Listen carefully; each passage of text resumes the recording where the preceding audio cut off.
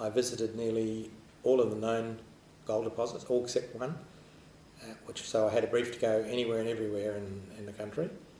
We understood broadly where the prospective terrain was, and a lot of Indonesia was highly prospective. And we made application for 3 separate contractor work areas. And quite a bit of my time after the ground was applied for was then to negotiate the specific terms and conditions under which the work would actually be carried out. I did all that commuting from Perth, 6 weeks in Indonesia and 2 weeks off at home. Was it solo, or did you have a small team by this stage? Or? At the beginning, I had one Indonesian geologist who worked as a field assistant, a translator.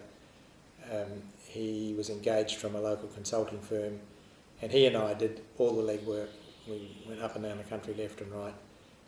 He hadn't had a lot of experience on the exploration side, but he had a geology degree. He had the right personality. He was good in introducing me to village officials, headmen, officials in regional, provincial offices, and so I got a very quick sort of introduction.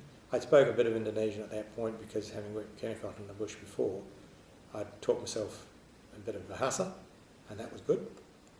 And then we went a little bit of space, and I ended up with a secretary and a field assistant. But until such time as the terms of the contract of work had been negotiated, it would have been premature to move the family, because this process ended up taking 3 years. But that was the deal I had with Newmont, that they would support the process as long as it took, and that I would move to Indonesia once the contracts of work were signed. And as soon as they were, Linda and I and our 3 kids moved off to Jakarta.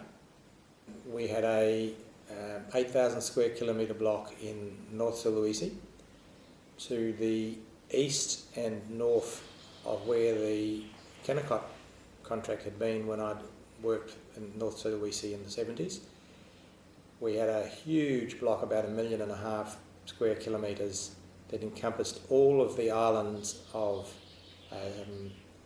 Lombok and the That's a tough place to work. and the western half of the island of Sumbawa. So immediately to the... You couldn't get barley thrown in? No. Actually, we didn't think Bali was all that prospective. You're probably right. In fact, there were some people who didn't think Lombok should have been all that prospective, or Sumbawa, because of the recent volcanism. But anyway, we'll come to that. Huge contractor work on all of the island of Lombok and the western half of the island of Sumbawa. And we called that Nusa Tenggara Barat, because it was the western half of the province of Nusa Tenggara. We actually had applied for a larger area than that. But when the local governor came to us and said,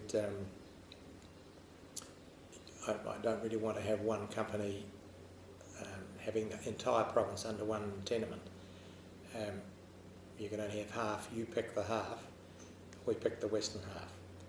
And then the third contractor was applied for in Bengkulu province, not far away from the Lebong Donok, Lebong Tandai gold mines, which had been mined by the Dutch, produced more than 1 million ounces in the days of Dutch colonialism. So the Sumatran prospectivity was there as well.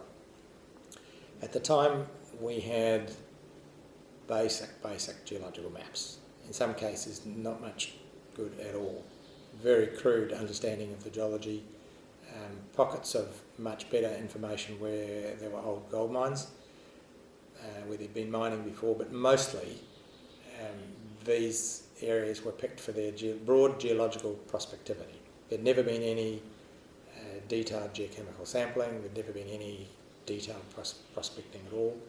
So on the one hand you can say it was a bit of a crapshoot, and on the other hand you could say it was also virtually unexplored, highly prospective terrain. By the time we got to that point, the time Newmont got to that point, a lot of the other world's majors were in Indonesia doing the same thing, snapping up blocks around left and right. But we were early in the piece and ended up with 3 blocks.